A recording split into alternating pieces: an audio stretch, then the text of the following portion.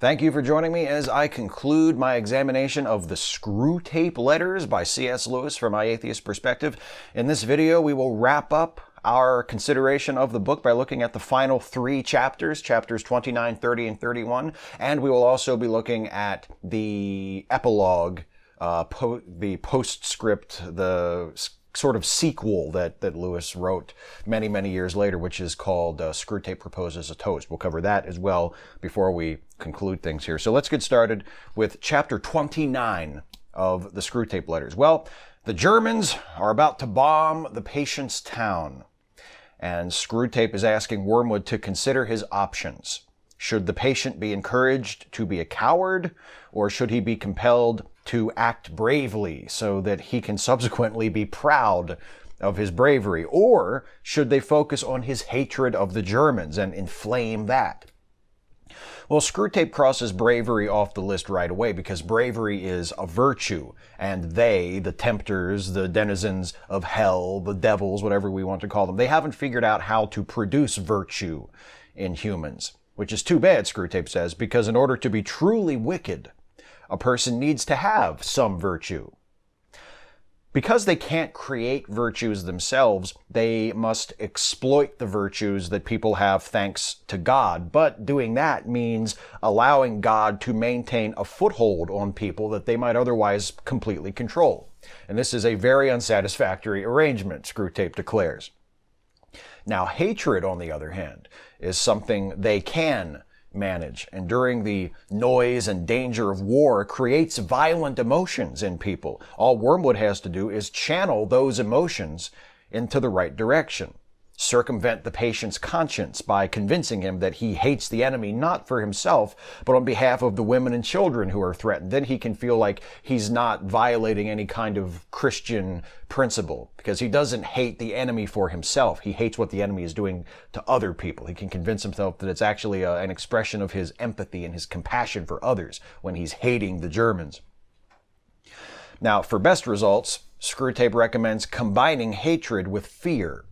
Because while cowardice is purely painful, he says, hatred has its pleasures, which makes it a soothing compensation for cowardice. The two things work hand in hand for that reason. The more a person fears, the more they will hate to make up for the fear. And this is one of the best explanations of the relationship between hatred and fear that I've ever read.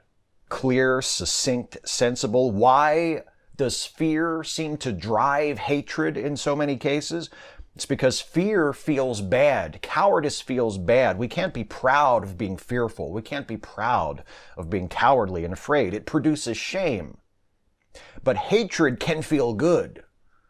Hatred can feel righteous. So when we start to hate that which we also fear, our hatred can compensate for the fear. The embarrassment we feel for being afraid, can be drowned out by the righteousness, by the thrill that we feel for hating the ones who made us afraid. It's a cycle that can become toxic and self-destructive so easily, particularly because we can be made to fear things that we have no rightful reason to fear, which then leads us to hate things we have no rightful reason to hate. It's a very sharp observation here from Lewis. Well, inducing cowardice can be tricky, though, because it's one of the few vices of which people are not proud. During a war, the distinction between cowardice and courage becomes so obvious that it can compel cowardly people to experience moral awareness for the first time and resolve to act courageously from then on. You can make someone such a coward that they act in a cowardly way, but because it's wartime and the difference between courage and cowardice is so blatant, they can realize, oh, I'm a coward, and they can actually change their ways as a result of that. And that's not good for Screwtape and Wormwood's purposes. Anyway, he says, quote, "This, indeed, is probably one of the enemy's motives for creating a dangerous world, a world in which moral issues really come to the point. He sees as well as you do that courage is not simply one of the virtues, but the form of every virtue at the testing point, which means at the point of highest reality. It is therefore possible to lose as much as we gain by making your man a coward. He may learn too much about himself. Again, a great description of what courage is, of how it works, a great point about how a virtue isn't really worth much unless you hang on to it when it becomes challenging to do so. It endures being tested. The notion that cowardice can actually lead to courage by revealing things to you about yourself is also typical of Lewis's version of Christianity, which values the truth, or what Lewis sees as the truth, including the truth about ourselves. Lewis's Christianity prizes self-awareness, but not self-involvement. You should not center yourself in your dealings with other people, your dealings with the world, certainly in your dealings with God, but you should know yourself as you truly are. Unfortunately, as apologists often do, or I would say always do, Lewis falls down when he starts making excuses for why God created such a dangerous, pain-filled world for his beloved creations to live in. It makes sense that virtues are tested and proven when confronted with danger, but it only makes sense within the context of this world, and there are certain conditions of reality over which we have no control. But God is all-powerful. There are no conditions over which God has no control. Presumably, he could have found a way to make people truly honest, loving, charitable, and selfless in a world that wouldn't require them to be brave, or at least not brave against a threat to their lives or their way of life quite so often as actually happens. But he didn't. He didn't create that world. He created a world full of pain and danger and death. Luckily for him, he also created people like C.S. Lewis to try and convince the rest of us that in making the world this way, God was actually doing us some kind of a favor. Screwtape recommends inducing cowardice in the patient by encouraging him to take many precautions and to create many contingency plans, just in case the worst came to the worst, in the case of the war and the bombings of his town. That way, instead of dedicating himself to his duty, that duty will be, as Screwtape says, honeycombed all through with little unconscious reservations. Condition the patient to believe that thanks to his precautions, the worst shall not come to the worst. And this will leave him unprepared for a moment of true terror when it seems as though the worst is coming to the worst despite his many precautions. And at that point, Wormwood can hopefully cause him to act in a cowardly way before he even realizes what he's doing. And that is the most important thing Screwtape emphasizes, the act of cowardice, not the emotion of fear. That's not important. That feels good. The devils like it when humans feel fear. But it really does them no good because the emotion itself is not the sin. The cowardly action is the sin. That's what they really are after. And again, another good point to end the chapter. Fear, as in the emotion of being afraid, is not a sin, is nothing to be ashamed of, is nothing to be embarrassed about. The difference between cowardice and courage isn't in how you feel, but in how you act. And I neglected to script this part, but it occurs to me that this is a good place to bring this up because it's a point that has been suggested a few times throughout my consideration of the book, and several of you have commented on this. And it comes up in this final section of this chapter, when Screwtape is saying that Wormwood can cause the patient to act in a cowardly way. He can sort of rush his feelings to the front and make him do something cowardly before he realizes what he's doing. A lot of people have mentioned that it's very unclear as to what exactly Wormwood is doing to the patient, what level of influence that he has over the patient, because obviously he doesn't have the ability to countermand the patient's will. He doesn't have the ability to make him do things. And that isn't what Screwtape wants him to do. Screwtape wants him to sort of induce the patient to make the wrong choice, to make the sinful choice, to take the step away from God and toward the devil.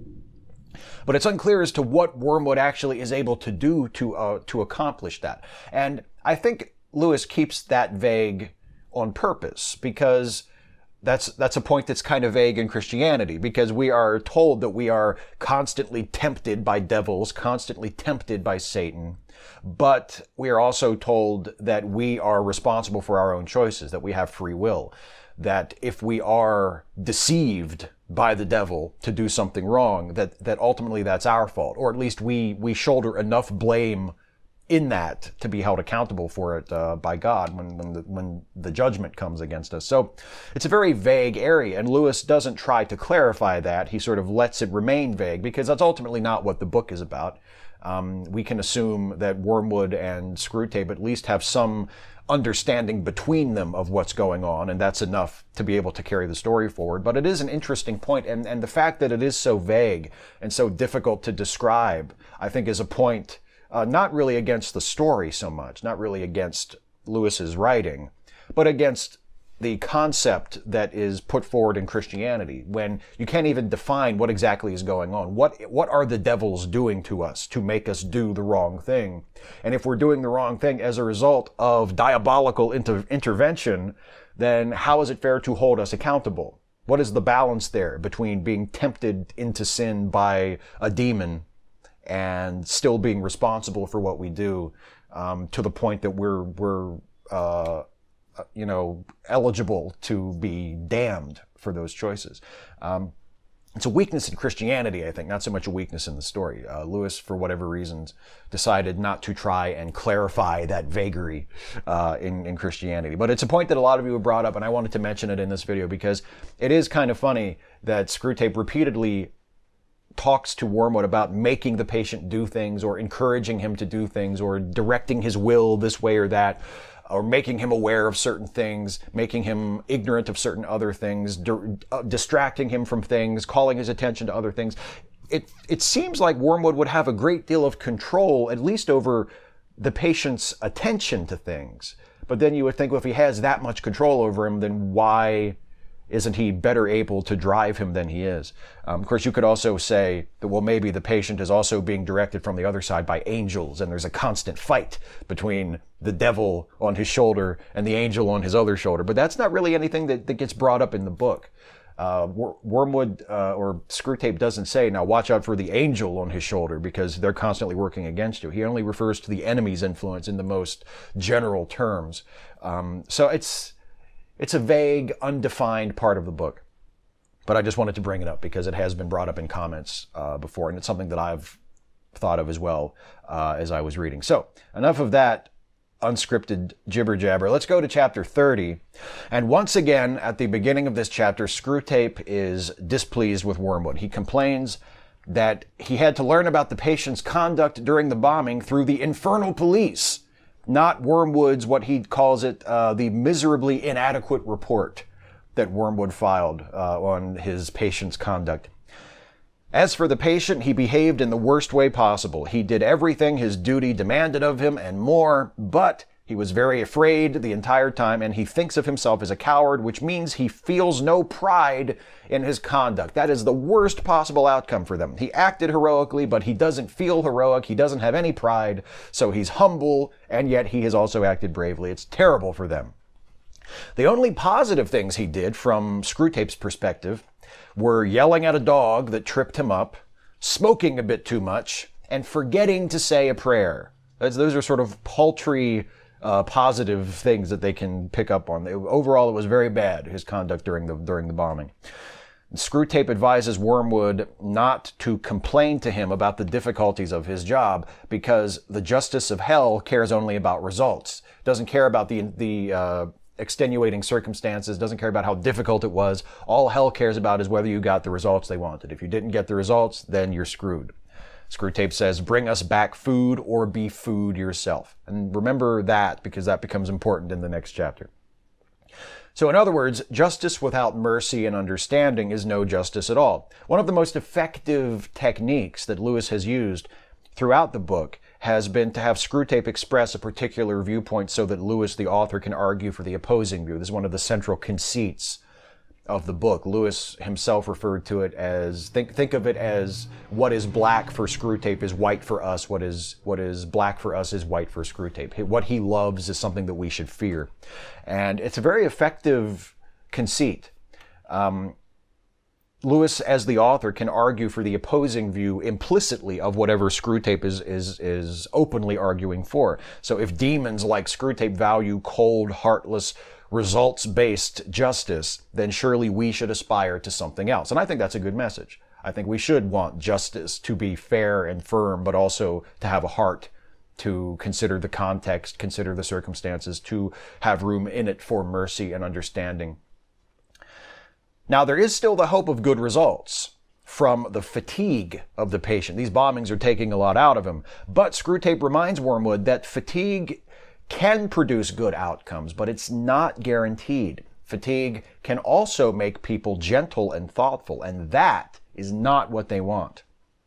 The way to use fatigue for their purposes, Screwtape tells Wormwood, is to place unexpected demands on a fatigued person.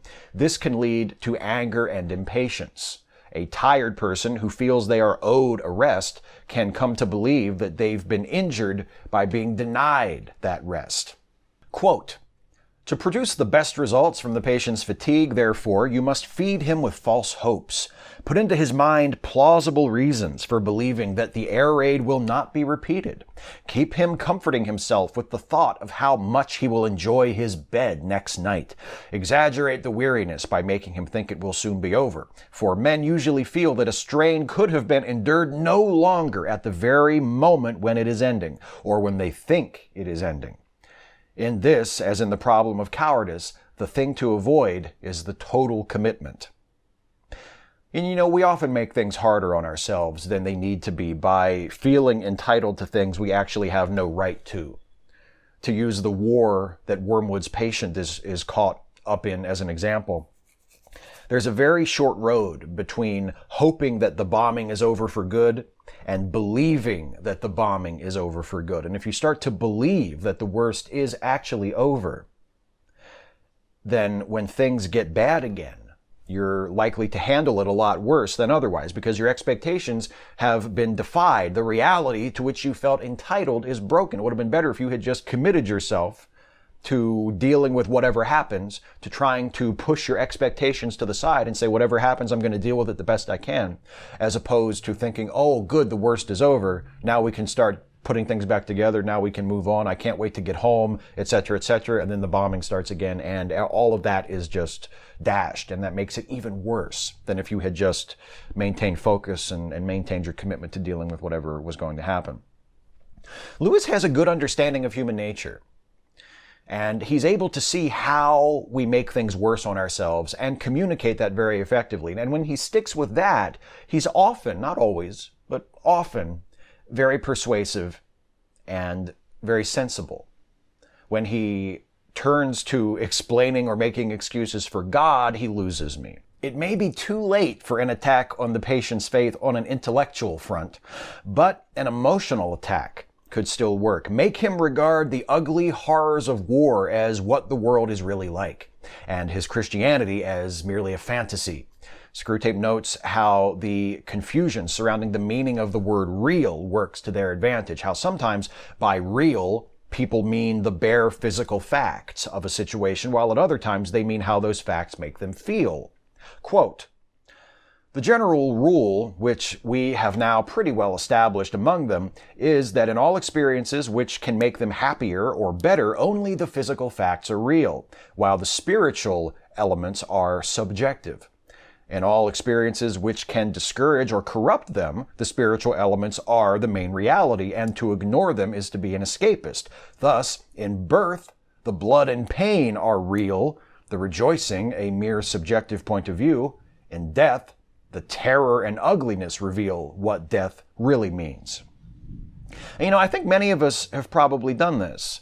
Thought, though not necessarily in the spiritual sense Lewis is describing, we tend to view negative facts, negative feelings, negative views of the world as somehow more authentic than positive ones.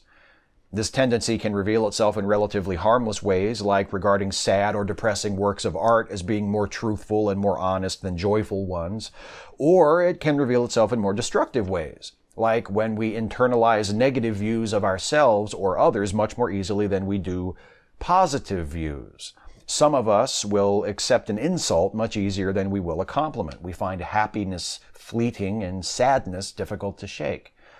As with the talk a moment ago about how our expectations can affect how we feel about our experiences, this goes to show how powerfully our perceptions are able to shape our reality.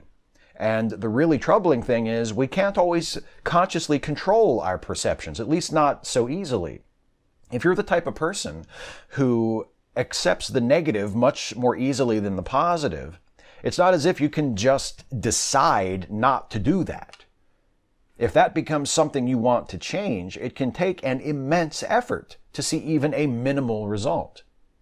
Again and again throughout this book, Lewis has made arguments and offered advice, usually indirectly, that is sensible and valuable, especially if you remove it from its original context as religious instruction. It's been one of the saving graces of the book, but also one of the most frustrating aspects of it and of Lewis. Because his advice is often solid and reasonable. It just shows even more how superfluous the religious bits are. To Lewis, the religious bits are the entire point, but they really add nothing to his good arguments, and they fail to rescue his bad arguments. At best, they're irrelevant clutter, and at worst, they make Lewis sound like a hypocrite or, well, an apologist. Well, that's it for chapter 30. Let's go to chapter 31, the final chapter of the book proper. And it's the final chapter, and that which Wormwood has feared has now finally happened. He has lost the patient. The patient has been killed, presumably in one of the bombings of his hometown, and now he is in heaven. He is lost to Screwtape. He is lost to Wormwood. Well, Screwtape assures Wormwood that his affectionate language, and he calls him my very dear Wormwood, my puppet, is sincere. And he loves Wormwood. He loves Wormwood very much. He says, "Love you? Why, yes, as dainty a morsel as ever I grew fat on." Remember, bring us food or become food yourself? Well, that is apparently to be Wormwood's fate. The worst part of the patient's death and salvation, writes Screwtape, is that his death was so easy. No lingering, no stay at the hospital, no operations, no false hope. One moment he was alive, and the next he was dead and safe from their reach. Quote, "Did you mark how naturally, as if he'd been born for it, the earth-born vermin entered the new life? How all of his doubts became, in the twinkling of an eye, ridiculous? I know what the creature was saying to itself. Yes, of course. It was always like this. You die, and then you are beyond death. How could I ever have doubted it?" Screwtape describes with bitterness how the patient, and he calls him this animal, this thing begotten in a bed, was now in the presence of God, and that while God's presence is a blinding, suffocating fire to Wormwood and Screwtape, it is a cool light and clarity itself to the patient. Screwtape curses the failure of Hell's intelligence department, which he declares their greatest failure other than useless tempters like Wormwood. And he says, if only we could find out what he's really up to. They're still caught up in this notion that God doesn't really love people selflessly. He's up to something. They just can't figure it out. And this just bedevils, no pun intended, Screwtape. He just wishes they could figure out what does he really want. At times like this, all that keeps Screwtape going, he says, is his conviction that they must win in the end. And for now, the prospect of devouring Wormwood. Screwtape signs off for the final time, your increasingly and ravenously affectionate uncle. So yeah, Wormwood's punishment is to be eaten by Screwtape. That's his punishment for failing to secure the soul of his patient. Or at least that is Screwtape's hopeful expectation. He says, they've got to give you to me now. He doesn't say for sure that he's going to get to devour Wormwood, but he's like, they've got to give you to me now. I mean, after you blew this one. Well, once again, in this final chapter, we get a lot of funny bits.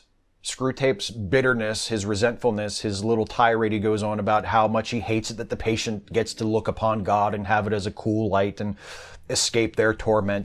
There's some really funny stuff, and Lewis, again, really bites into the language. There's some really wonderful turns of phrase in this chapter. But we also get the glorification of death, with Screwtape grumbling at how quickly and easily the patient died, which again is funny, but it paints death as this thing that we should look forward to, that it's an escape, and good, he died easily. Good for him, is what we should be thinking, apparently. Screwtape doesn't think that.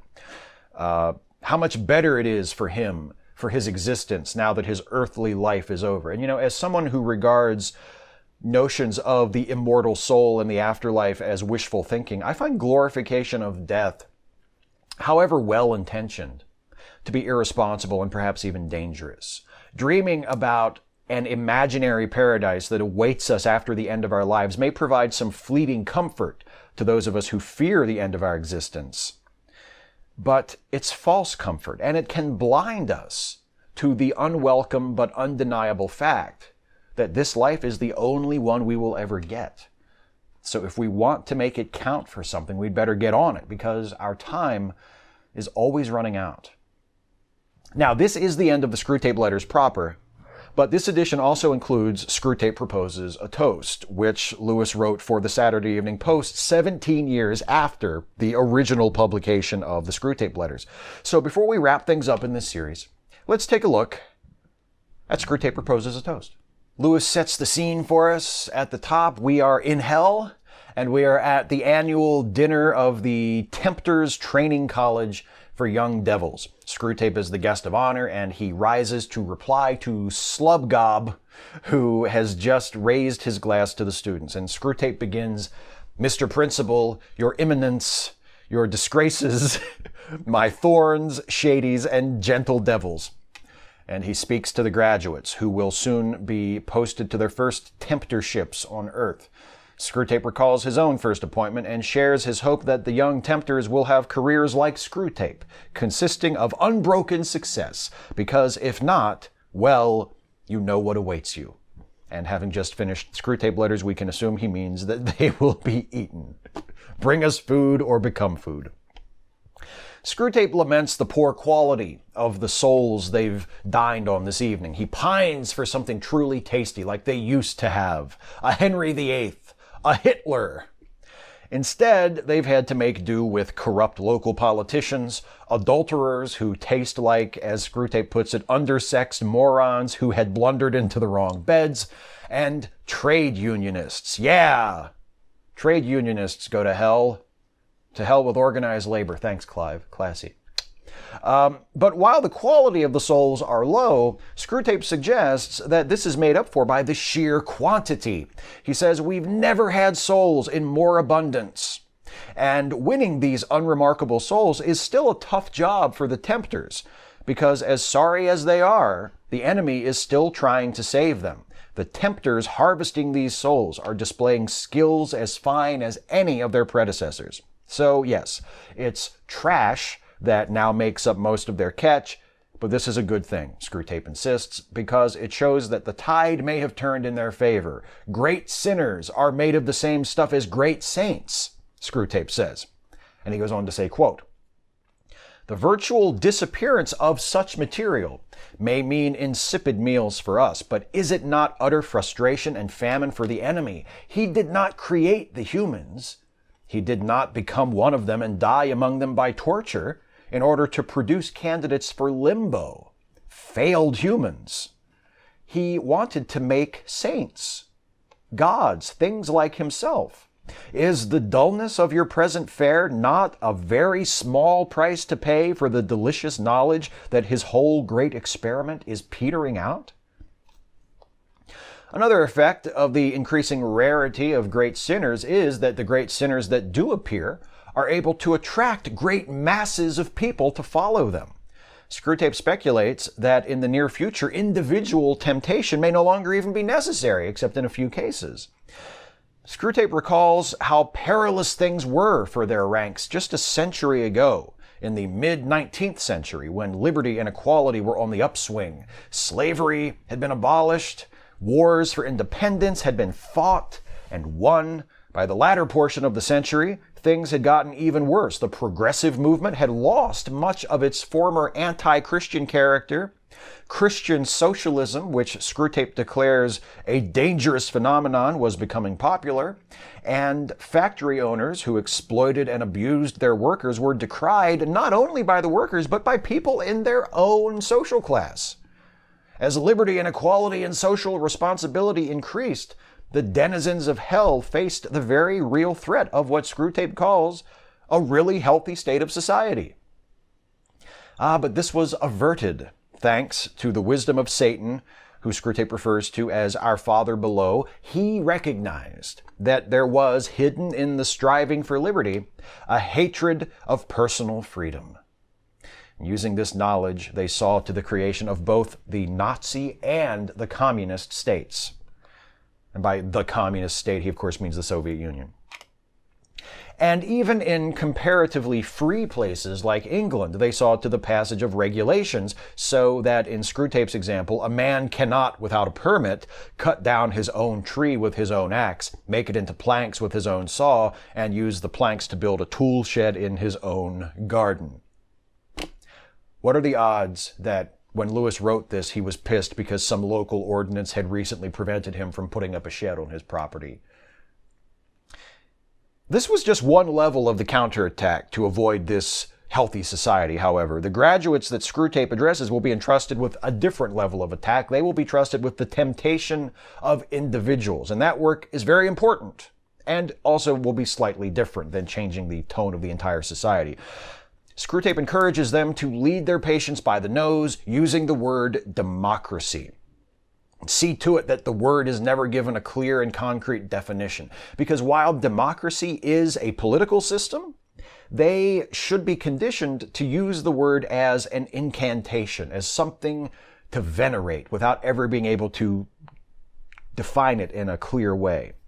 Then, by associating various other things with it, democracy, in this sense, can be used to make a person believe almost anything, including, most importantly, the lie that they are just as good as anyone else. He says, quote, "No one who says, 'I'm as good as you,' believes it. He would not be saying it if he did. The St. Bernard never says it to the toy dog, nor the scholar to the dunce, nor the employable to the bum, nor the pretty woman to the plain.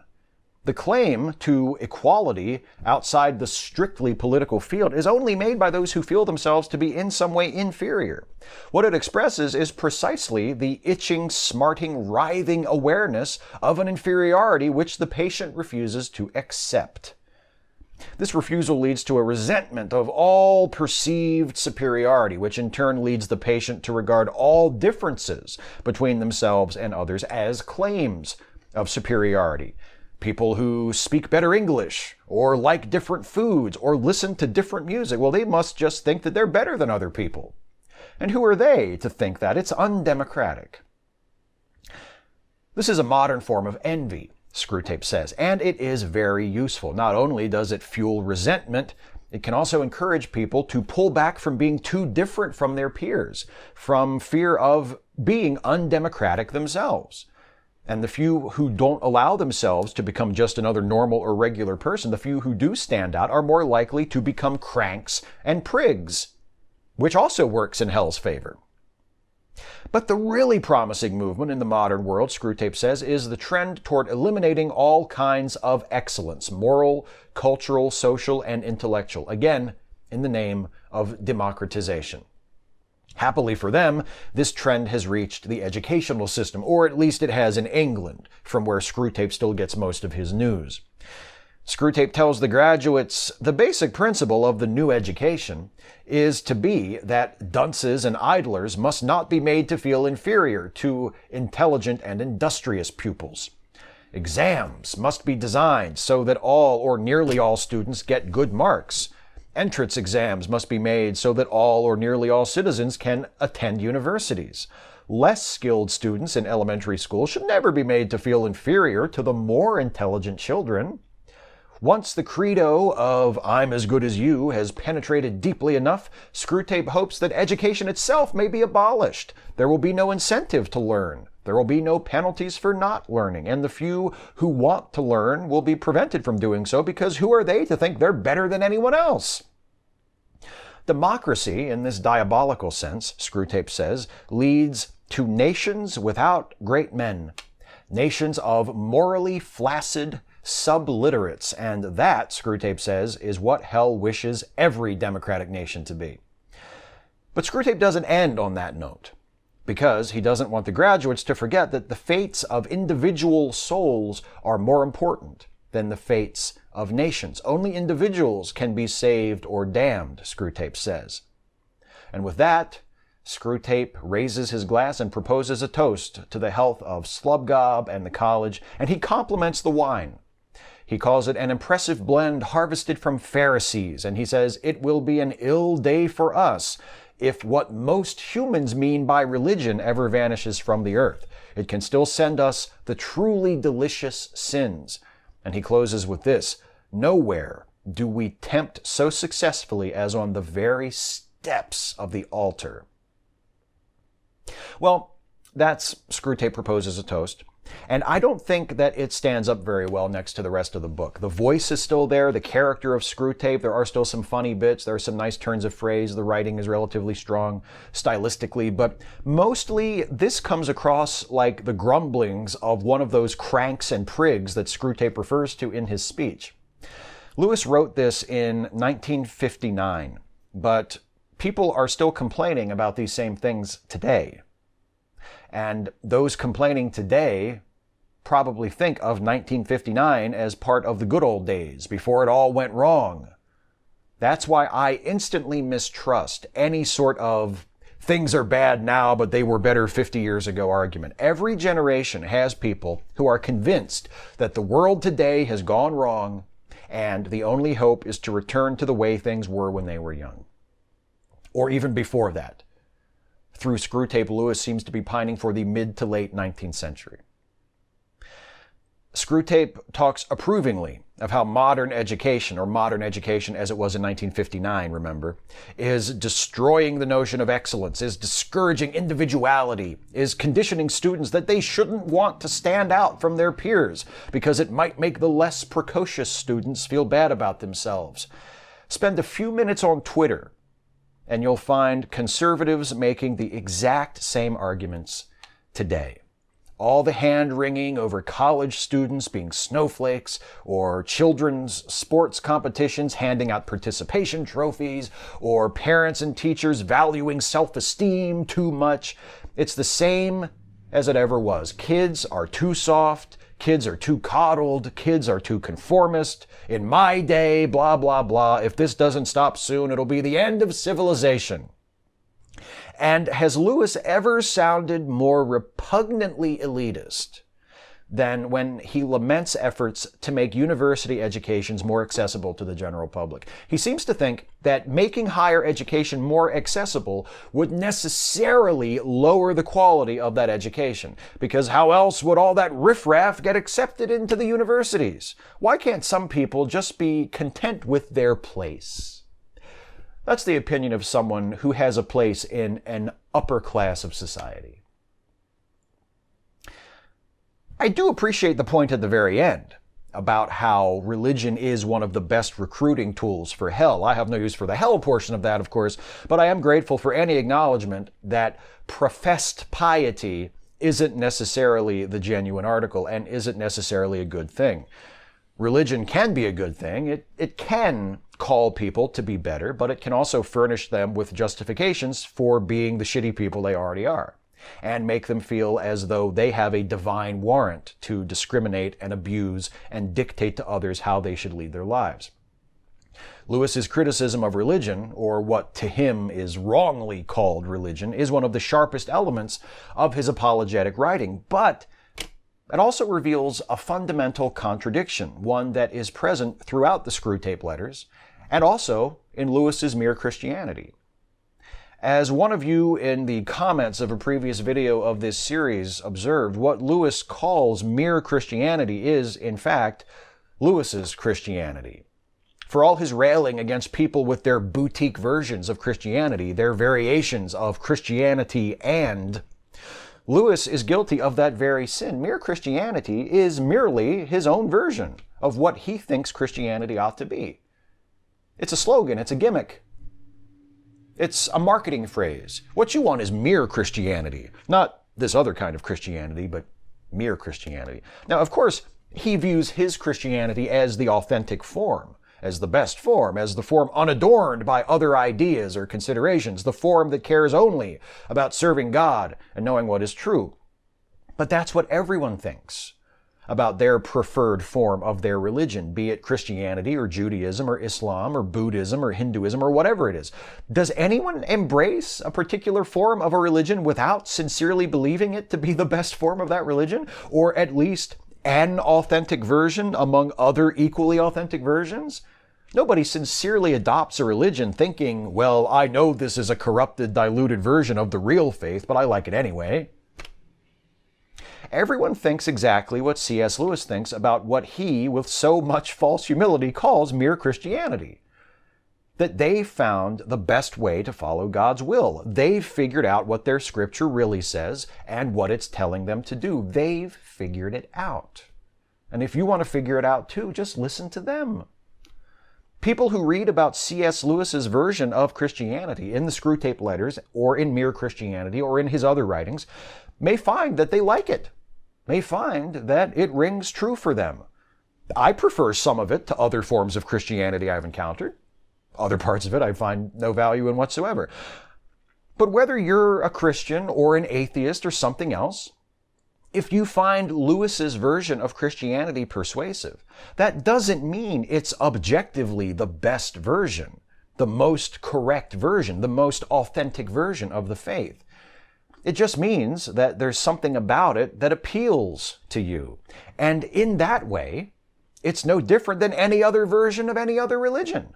It's merely one of many variations on a theme. Well, that's it for this series, folks. That's it for the Screwtape letters and Screwtape Proposes a Toast. This is the second to last An Atheist Reads series that I am going to do. And after a break, I'm going to take 4 weeks off. For those of you who are watching these as I upload them, I'm going to take a month off, and I'm going to do Stephen Stuffy videos for a month. And then I'm going to come back, and I'm going to do one final An Atheist Reads series. And as some of you may have guessed, or may have detected the pattern in the series I have done so far this year, I am going to finish near to where I started, because the first author I did this year was William Lane Craig, who was the third author that I ever did. The second author that I've done this year has been C.S. Lewis, who was the second author I ever did. And the third and final series I will do this year, and the final series of the An Atheist Reads series in general, will be the first author that I ever reviewed for An Atheist Reads series, Lee Strobel. And I will be doing, for the next and final Atheist Reads series, Lee Strobel's The Case for a Creator. I started with The Case for Christ.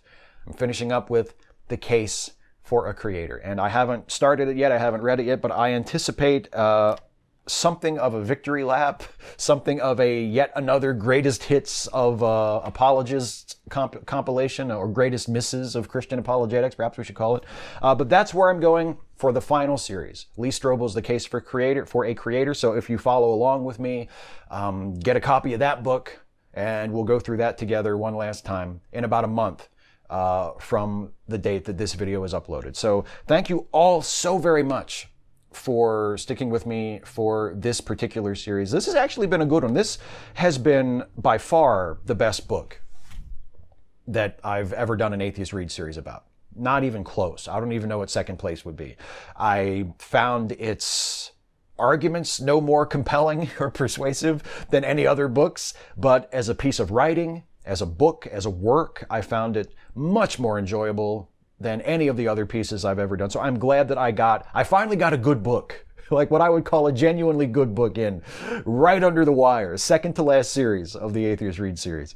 So I'm glad for that. And I hope that some of you have enjoyed this. I hope you enjoyed reading the book if you read it along with me. I hope that my arguments, my responses to Lewis, when I've agreed with him and when I've disagreed with him, have been of some use to you. That's the whole point of this series, to provide you with my perspective in the hopes that it will inspire your own thoughts and your own feelings and your own opinions on these issues. And if I have done that even once or twice for some of you, then I have done my job with this series. So as always, if you have something to say about something I have had to say in this video, please leave a comment, whether you are an atheist or a Christian or some other category of believer or non-believer. I'm very interested in hearing what you have to say in response to what I have had to say. If you like this video, please click like, share it, subscribe to the channel if you're not subbed already, and please consider helping me to continue making videos like this. And yes, I know I'm getting down to the end of the Atheist Read series. There's just one book left, but I'm going to continue making YouTube videos after this. And If you enjoy this work that I do in this format and in the other types of videos that I make, and you want to support me and help me continuing to make YouTube videos, please consider becoming a patron of this channel through Patreon. You can go to patreon.com/Steve Shives and become a patron for as little as $1 a month. And if you pledge at higher levels, you can take advantage of some perks that I've built into the campaign. You can go and find out more about what those perks are and what those advantages are that you can take for yourself at patreon.com/Steve Shives. So thank you all so much for watching. And I will see you next time for a Steve and Stuffy video next week at this time in my upload schedule. And then in a month, I will be back to start An Atheist Reads the Case for a Creator, our final Atheist Read series together. So thank you all so much for watching, and I'll see you next time.